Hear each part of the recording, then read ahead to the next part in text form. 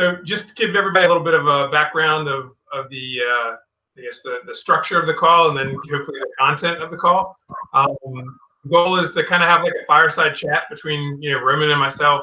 I'm going to try to ask questions that hopefully answer questions that you guys have. Take you through a little bit of Roman's journey to getting to where he's gotten. To kick things off, I guess I'll give you a little bit of background about Roman and I and his connection to me and PourMyBeer. So just like everyone else on the call, for the most part, a lead came in through our website, and at the time when Roman's lead came to the website, it was late 2014, and it was really just me and one other person in the company. So I always joke that as soon as the lead comes in, I want to call as they're on the website.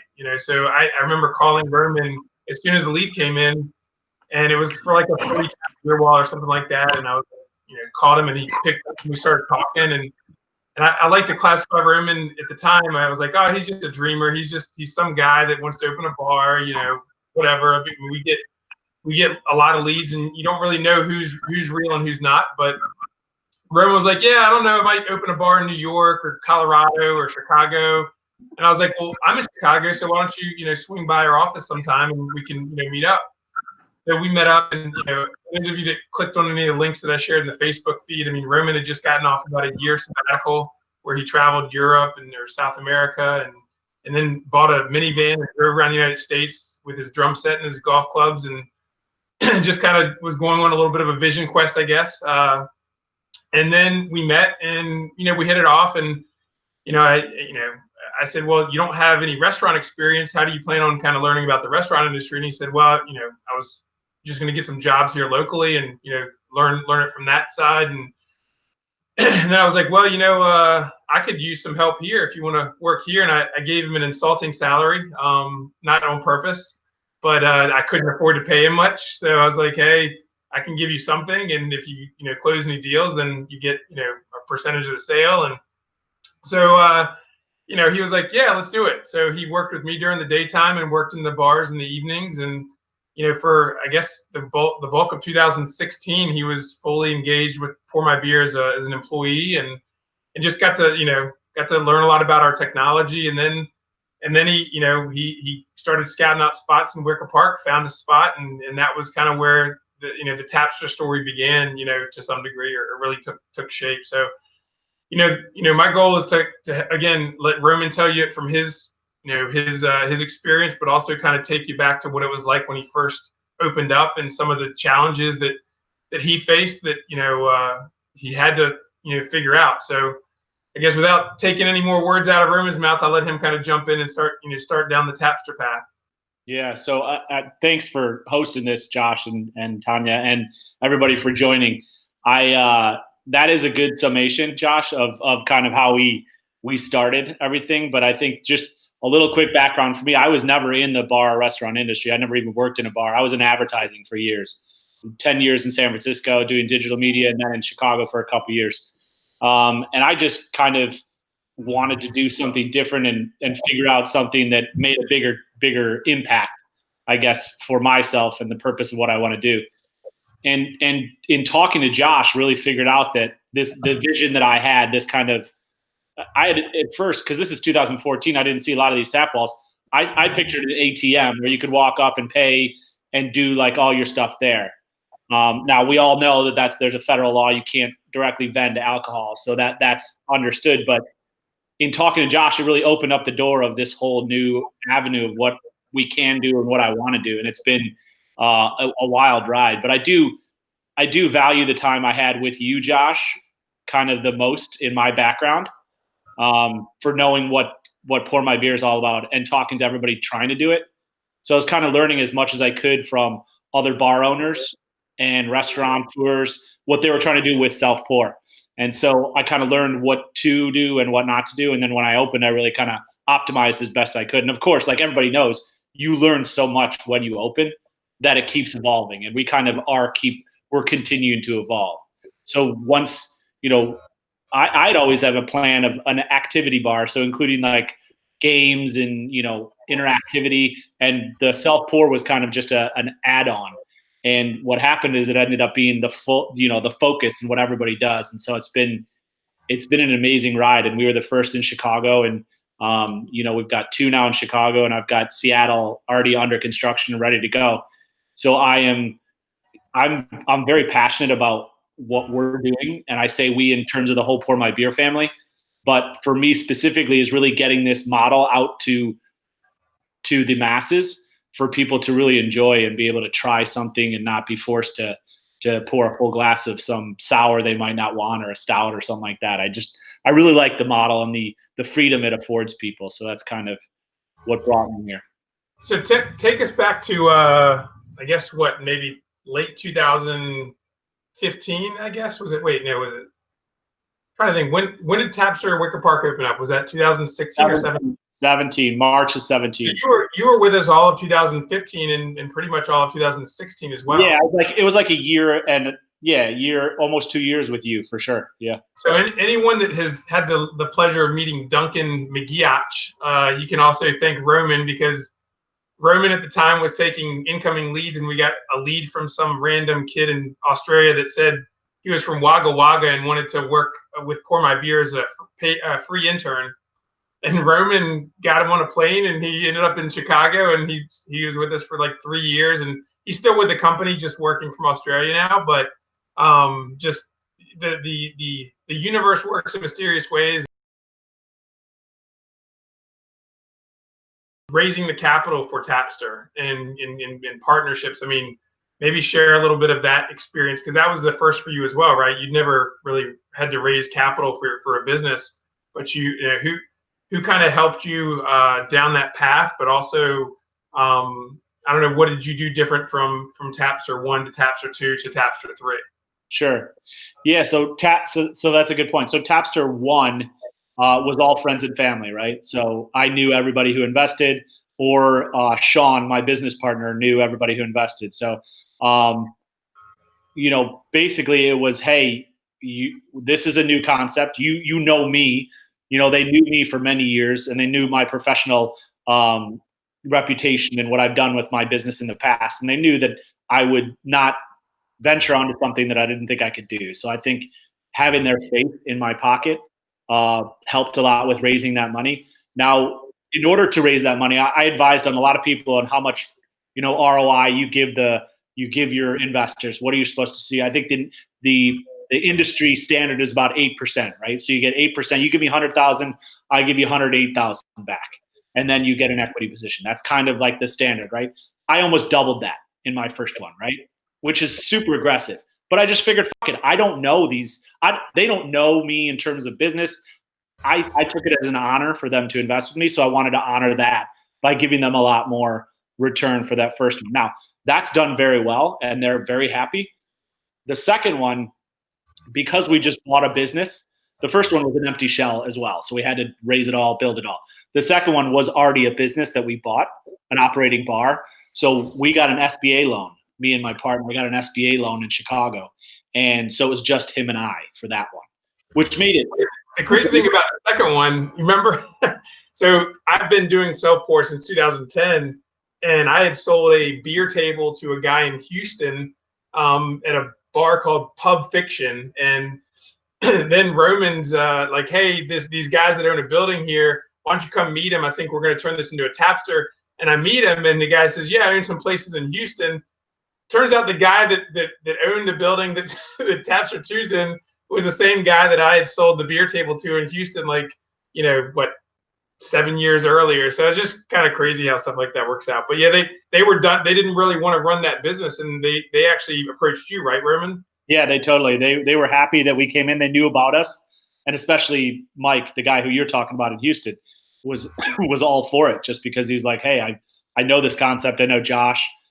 We're all for it. So they've been great landlords and super understanding, especially during this crazy time in like rent abatement and rent pushing back, all this stuff. So that's been invaluable to me. So that was the second one, was an SBA loan, just the two of us. And I recommend to everybody doing an SBA loan if they can for any business you're buying. It is an amazing rate. It's all forgivable if you do it early. I loved it. You just need a good banker, right? We have a phenomenal banker. She's been very attentive and easy to work with. So that's kind of the linchpin of that process. And she helped us with getting the CARES Act money too. So we got it for both bars, and it was her. Like, she was a shark. She got in there because that money's gone now. The third one in Seattle is a buddy of mine from college who loves the concept and loves Tapster. And so he just said, hey, I want you to come out and I'm going to fund the entire thing and let's get going. So I kind of lucked out in Seattle in that respect. But this market also doesn't have a self-pour. So we're hopefully going to be first here as well. So I'm kind of going with, where I see opportunity as well as where I have resources to work with in the different markets. But I do like to keep it to minimal.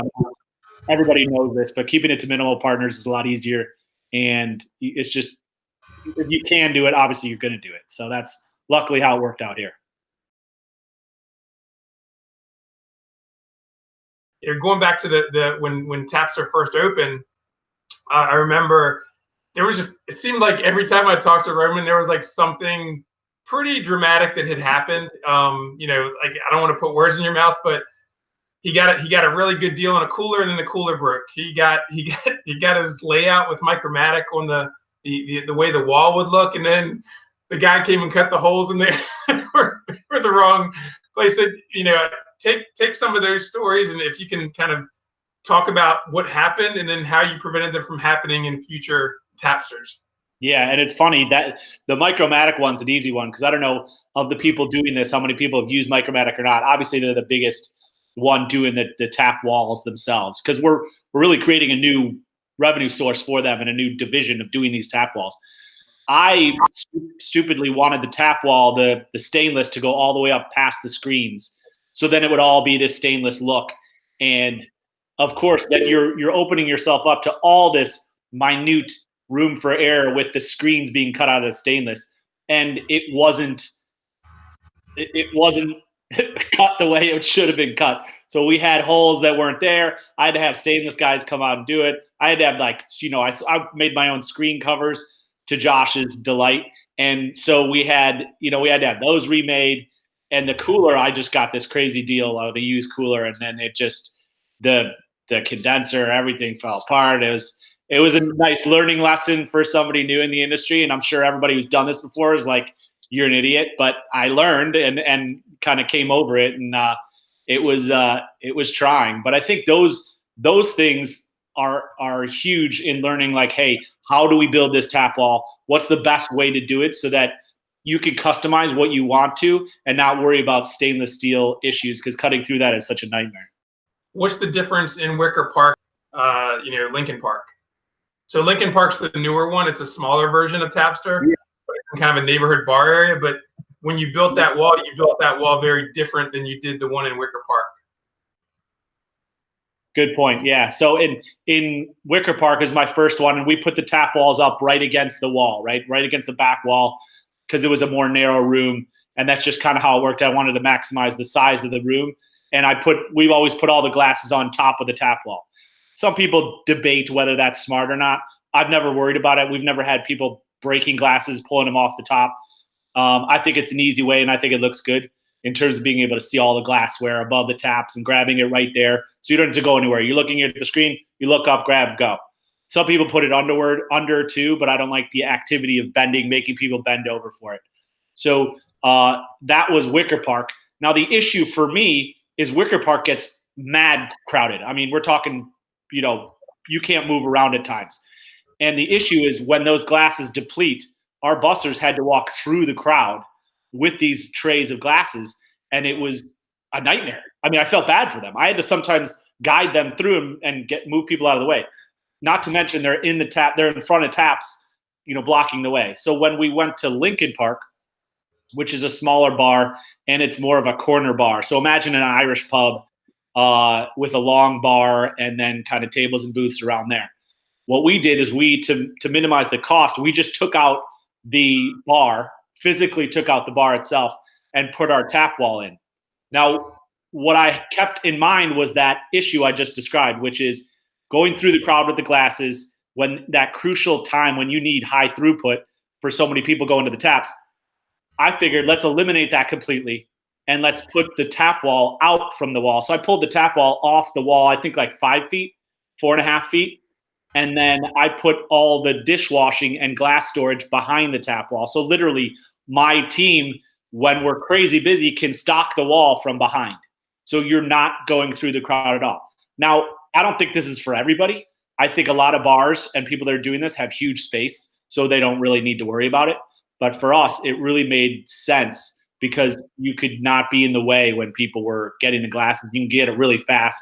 And just being behind the walls kind of keeps a little of that bar vibe that people are used to with a corner bar. So like, okay, we're behind the bar thing.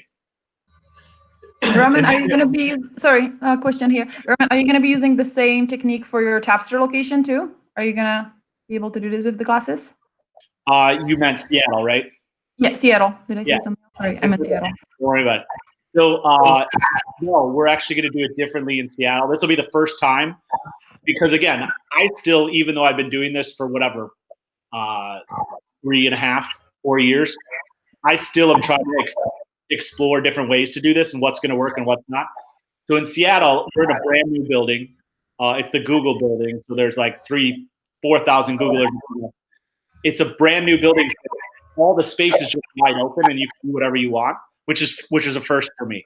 So what we did is we had to build our back of house.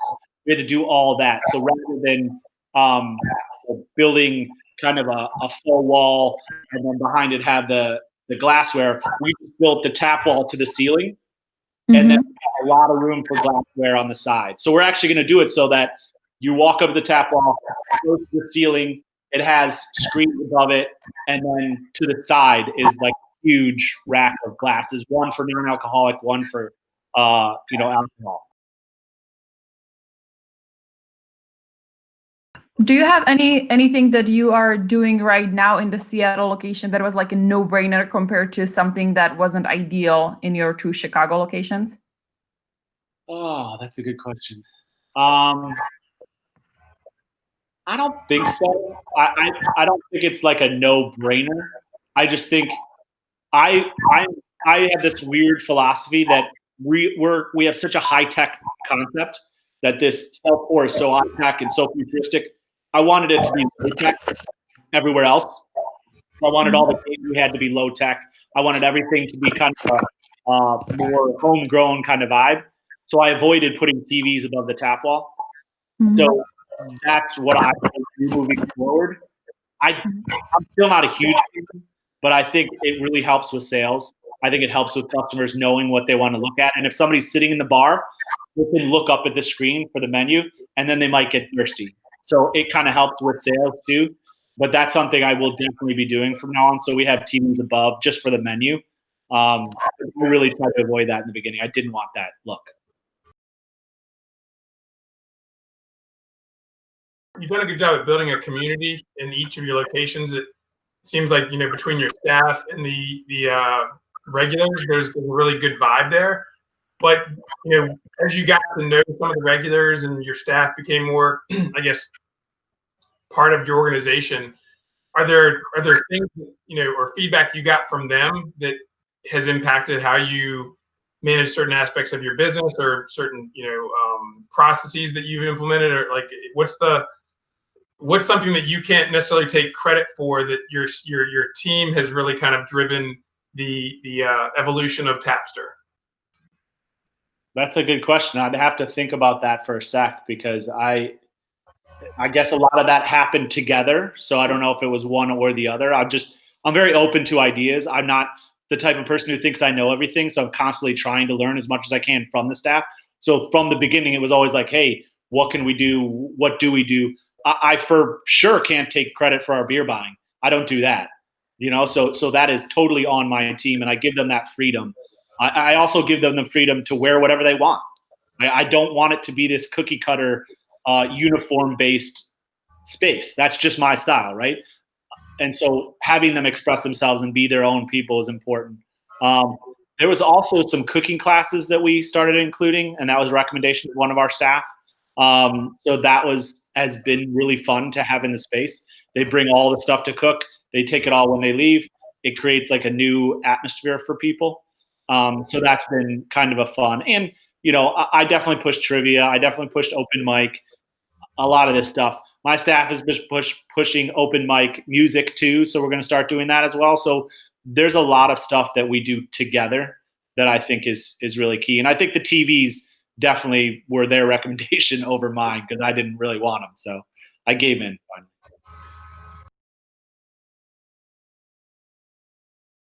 You were one of the first tap rooms to really do cocktails on tap at the level that you're doing it. I think still probably have the most cocktails, self-pour cocktails on tap in the country.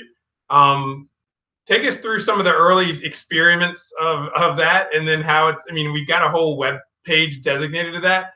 Yeah. So I don't want to bore everyone with kind of the stuff that's there, but maybe take us inside what it was like, in 2017 versus like 2020.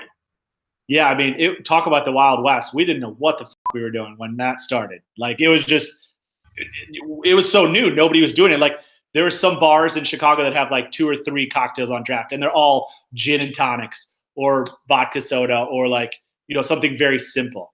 And so what we did is I tried to network with as many bartenders in the city who might have done a draft cocktail at their bar with the bartenders. And so I probably went through 3 or 4 of those, because those folks, they're used to being bartenders. They want to be bartenders. This is kind of like an extra thing that they really didn't want to do. So working with them for that and getting those recipes figured out was really hard. We nailed down, now we still have 12 on in Chicago at all times. And we kind of always keep the standard ones on tap, vodka soda, stuff like that. Margarita, mojito, those are top sellers, and old fashioned's actually phenomenal too. But the tough part was the shelf life, right? Like, working with how to keep those things fresh for as long as possible. So the tough part is fresh juice is hard. Like, using fresh juice, you're really going to limit your shelf life. And so we've had to work around that, but keep and maintain the taste and how it works. So it's been a ton of fun. And people come in who don't drink beer, and they're with a group, and they're like, this seems like a beer place. And I'm like, no, don't worry about it. We have you covered. And that's a huge philosophy of mine, is I think you're pigeonholing yourself to just do beer. And that, I will say that every day, because I think you're just missing a market. Why would you pigeonhole yourself? It seems silly to me. Now, you don't have to do a ton like I am, right? I'm aggressive and bullish on the cocktails, and seltzer, hard seltzers now you can get on tap. So all this stuff, I think you have to open yourself up to. And I'm also pretty bullish on having at least a couple taps of non-alcoholic. So, I'm sure if anybody's in this industry, you've got an email or a note from somebody that said, well, Gen Z is not beer drinkers anymore, and millennials don't drink as much beer. Now, I don't know about that. I'm not sure I believe it, but there are a lot of White Claw drinkers. Let's not kid ourselves. Everybody likes White Claw. So can you move into that realm? Yes. But can you also move into mocktails and into just regular kombucha? Kombucha on tap is huge. People love that. And so you're selling a decent amount there? Like, you're selling a decent amount of kombucha on tap? For sure, yes. And I guess you have to be careful of your location, right? So you're going to know more than I do. But in our location, like in Wicker Park, it's very popular in there because they're earlier adopters, they're health focused, they're young, they're adaptable. So that's who you're looking at. Yeah, but it's been good. Nice. And I didn't want like a whole bar, right? So a lot of people have a tap wall and then a full bar. I didn't want the full bar. That's not my style. I want to stay in my lane and have you experience the tap wall. That's it. So the cocktails, I didn't want to have a bartender being like, doing the whole bartending thing, which I think there's room to still have that experience without it. So. When you said that the cocktails go bad, do you date them, like, so, or do you have some type of ledger that says this was put on tap this day, we need to make sure it's off by a certain day? For sure, yeah. So we have a couple spreadsheets that are focused, that are Google Share Docs, that everybody knows when all those went on and when they're supposed to come off.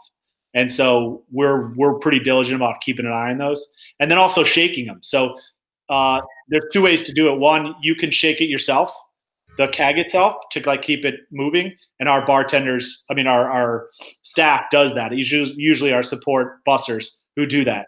But there's also a product from Micromatic. It's an oscillator. So it's a ring that your keg sits on. It's a corny keg, obviously. It sits on that, and that's magnetized. And then you drop a kind of like a metal ball into the keg, and that pushes that ball around. The magnet pushes and then pulls it back. So that's oscillating your keg the entire time. Did you have any of those, or? Still haven't done it. No, I'm going to test it out probably in Wicker Park to see what it's like. But I mean, it would make life easy, but it's also for our support staff, it's not that hard to gun and shake them.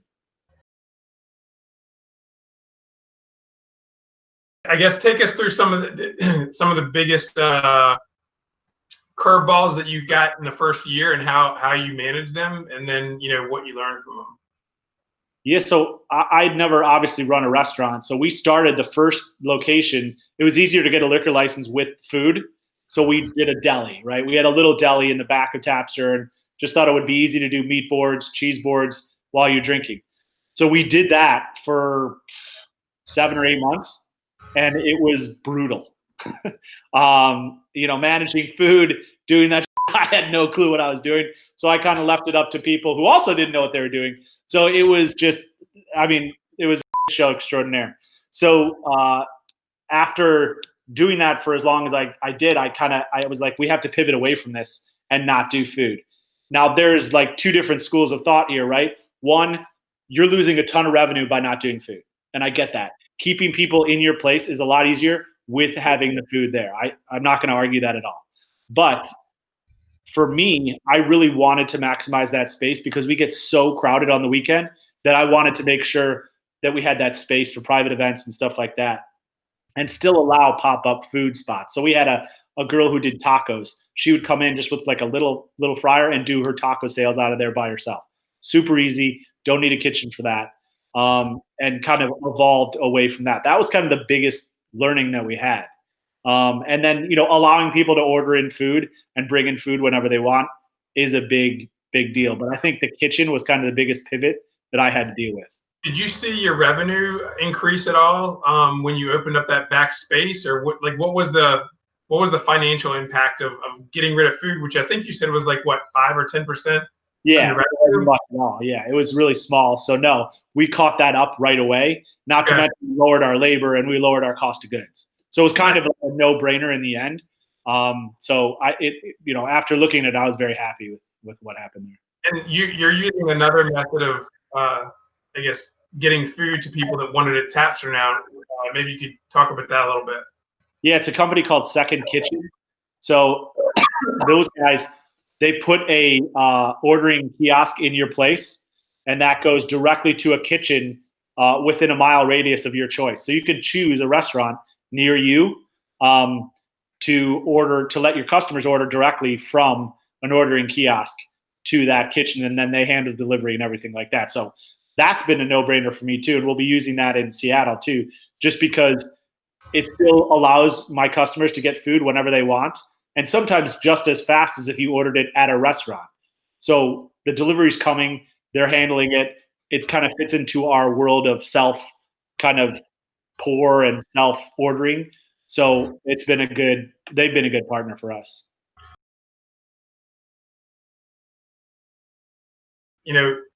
When Roman worked with me, I'd randomly go down and work at his house down in the city, or whatever. I didn't, he didn't like coming up to Wheeling unless I could, get a torta for him every once in a while. But when he started working with, when Tapster opened up, he lived there.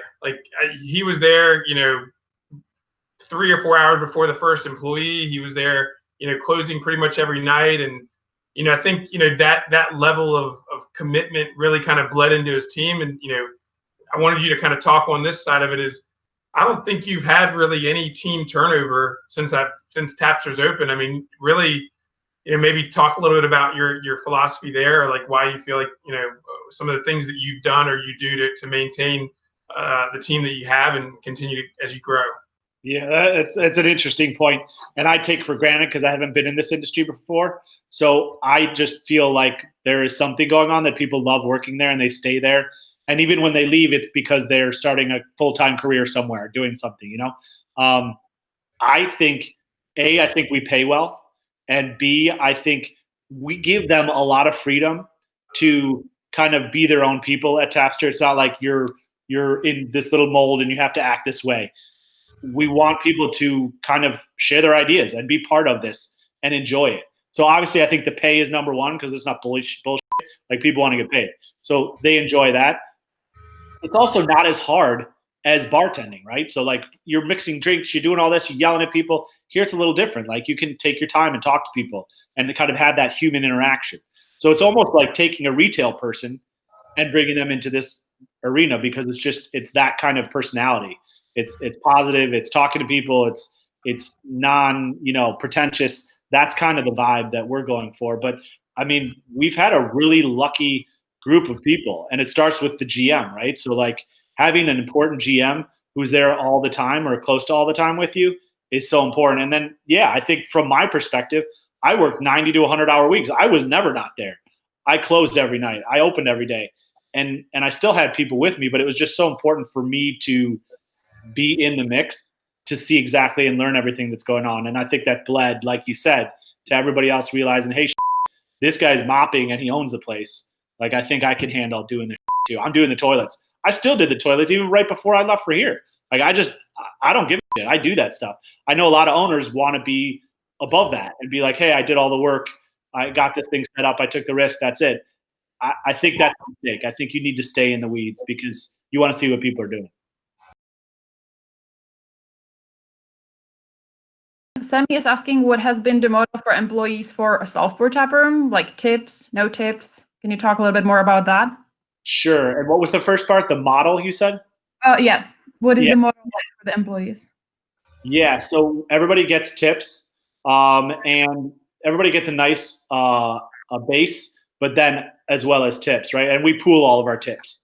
So all of our staff pools everything. Everything's equal. And I think that adds to the staff getting along and liking each other because they know no matter what I do, I'm getting the same as what that person's doing, what that person does. So there's nobody leaving glasses on tables saying that's not my job. That's an important thing I hammer in everybody's mindset. There's not like, hey, I'm the hostess. I just sit here. I don't do anything else. Like, no. You're going to do everything. But yeah, the tips are an interesting thing, right? There's some guests who come in who like literally see the tip screen at the end and they're like, why am I tipping?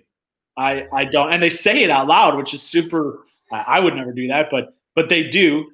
And so it's like, how do you explain that to them without being rude? How do you tell them there's people going around this place, there's cleaning the bathrooms, they're cleaning the tables, they're putting the glasses up, they're stocking the kegs, they're changing the kegs, there's somebody checking you in, checking you out at the wall, talking to you the entire time you're here. Like there's a lot of high touch.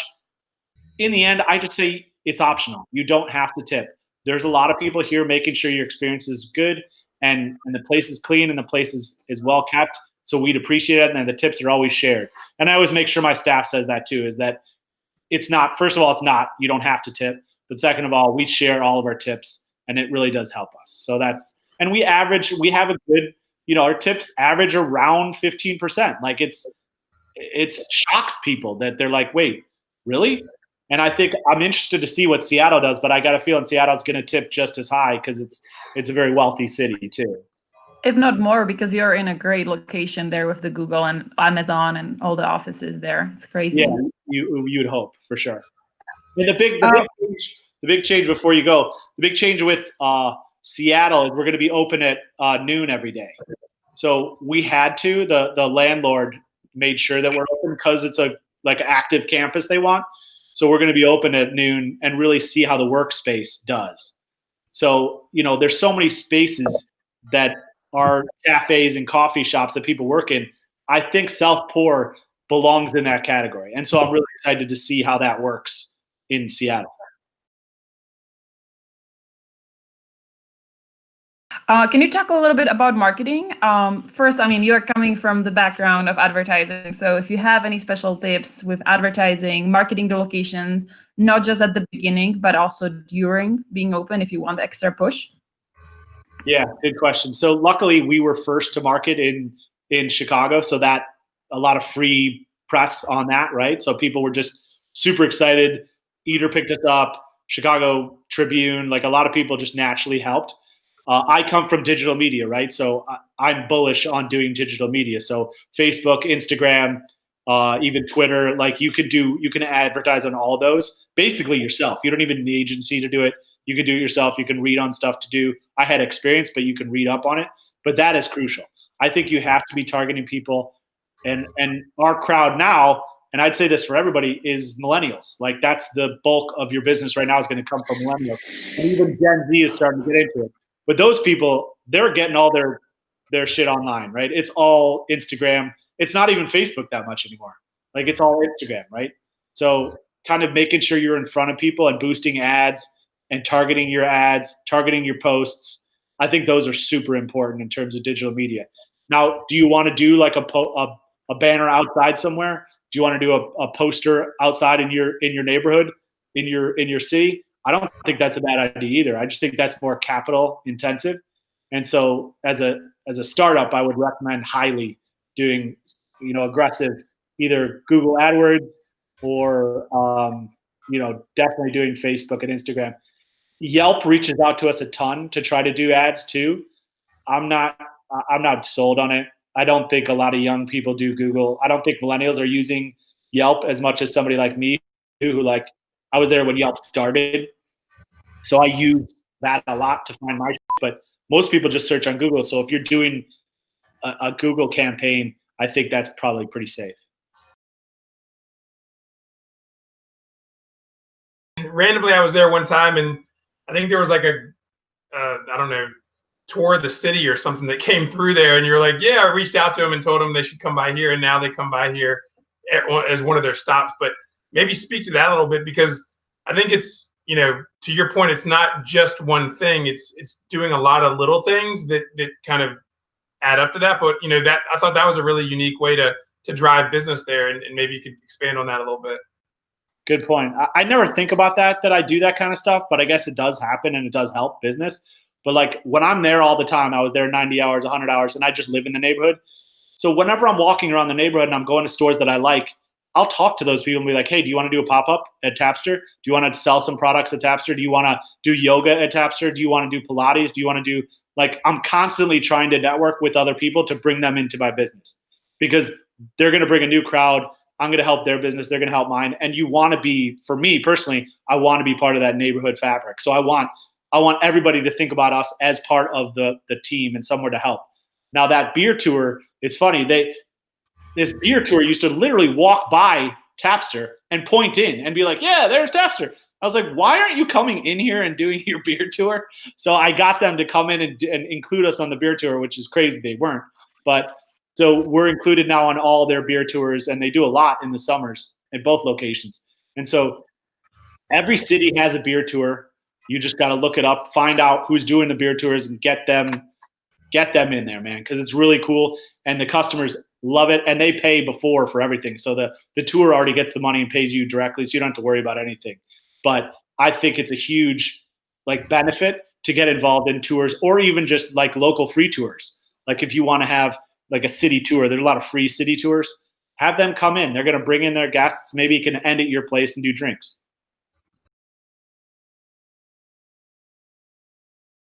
Sammy was asking about Untapped. Yeah. So, but you also have Untapped too, right?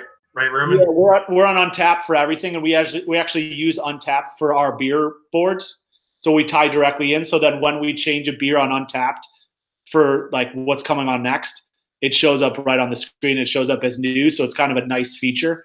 But Untapped is huge. We haven't done any like marketing on it specifically, but it's been like a phenomenal just way for people to find us. And I don't know if it's been like people coming specifically for Untapped. There's some nerds, right? There's some nerds who will show up and be like, dude, you just tapped, Easy. We have an Untapped ambassador on this call. You got to be careful. I'm not that kind of person, Josh. I'm not going to be careful. I'm going to say whatever I want. It's Tanya. Tanya's our resident Untapped. I know. It's all good.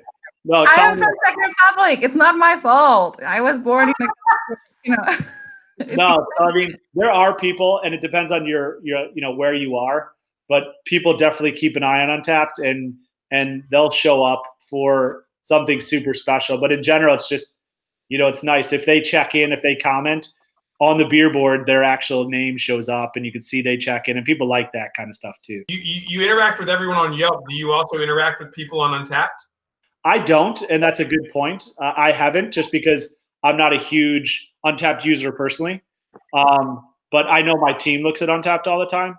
But I don't know of really interacting with people on that. No, that's a good question and probably something I should follow up with. So I appreciate it. No, because I know you were vigilant about responding to every Yelp review ever. Oh yeah. Even the not so great ones, which we actually use as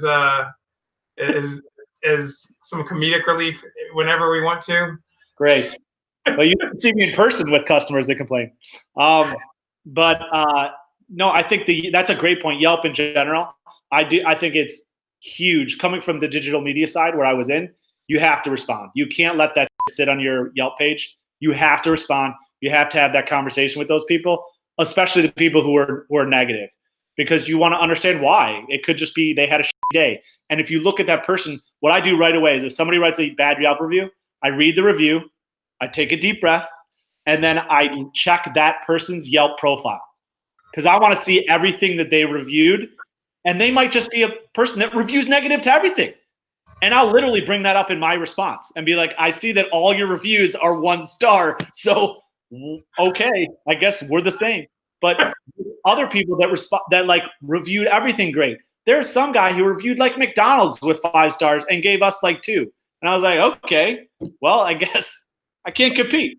But I think responding to those people is crucial, because if people go to your Yelp page and see the negative reviews and they're just sitting there, they might believe it. They're going to think to believe it. So I think, it's really important. What are some of the common complaints that you hear on Yelp, and how do you resolve them? What would you say on daily operations? I guess not necessarily from Yelp, but like from your day-to-day operations. Like, what are some of the things that consumers will come up to you and say, hey, like this or that, what's your experience and how do you resolve that? Especially like dealing with the self-pour tap. Yeah, I think so. I'll do it two ways. The first way is in person. It's always price. Like literally almost always it's price. It's like, hey, this is too much, or hey, this, I don't get it. Why didn't this work the way it should have? The biggest one is wine, actually. Somebody will come up to us with a full glass of wine, like to the brim, which is like, 2.5 pourings, almost 2. And they'll wonder why it's $20 or $18. And you have to tell them, well, a glass of wine is 5.1 ounces. That's literally what a glass is. So when they double it up, they got to, even though you're seeing the price on the screen, they'll freak out. And so approaching that with like kid gloves, like, hey, the screen will always tell you what you're paying. A glass of wine averages $7 to $10 in any city in the U.S. So we're staying in line with that. Trying to needle around that. I might give them a free little pour of something too to like ease their concern. But dude, in the beginning, it was constant. Somebody like, this is too much. I don't like this. They'd literally bring up a cocktail and say, I don't like this. And I'd be like, well, I know my staff. I know them very well. They tell you to sample everything when you come in. Literally, you're supposed to sample. So you pour a full glass and you don't like it, I don't know what to tell you. Like, and I try not to be too aggressive, but it's like, come on. Like, the whole point of this is to sample. And so in that point, because I'm definitely like foreseeing that happening here, especially with wine being our only beverage of choice. Everything's going to be higher priced, and that's the whole model, right? It's like there's no wine tasting, like free wine tasting. Like your experience here is the wine tasting. But I for sure will get people that are like, oh, I over poured, or like, oh, I hate this. Like, what has been kind of like your standard protocol? Like just a small little discount, like a little, like, oh, this is your first time, or whatever, 5-10%, or. That's a good point, and I've become more callous as it went on. Yeah. In the beginning, it was like, oh, I feel so bad for you. I'm sorry. Like, here's a little more. But as it goes on, it's just like, hey, like I know, like I hammered in. I think it's really important what your staff says when they introduce them to the concept, right? I think just hammering that in their head, like, hey, this is to sample. Remember, sample first, because you might not like it, and it might cost you more money if you don't try it. So I think like making sure your staff is super attentive to that. And you know, when people come in, they don't listen. Like people are standing there getting their car and they're not listening to you. So it's like, how do you keep saying it to them? So sometimes they're just not gonna listen, and like you can't do much about it. But I think if you know your staff well enough to know, hey, like we're gonna tell people to sample and try stuff, I'm not gonna let this get to me. But I think like if you're asking like what you would do in the beginning, just pour them a little free something. People like free shit. I'd rather do that than give them a discount. I just like say, hey, here's a free glass. I got your next one, because that's just, it costs you less, and it makes you look like kind of a hero, I think.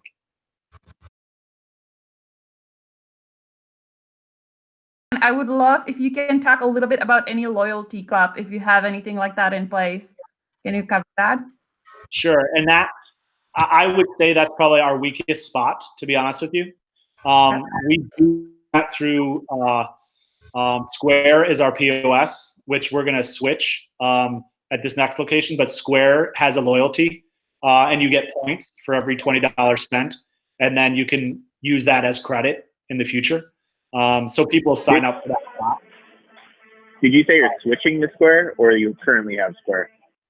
I currently have Square, but I'm going to be switching to probably My Access Point for the next location, because a lot based on Josh and kind of what he sees as the best POS for self-pour.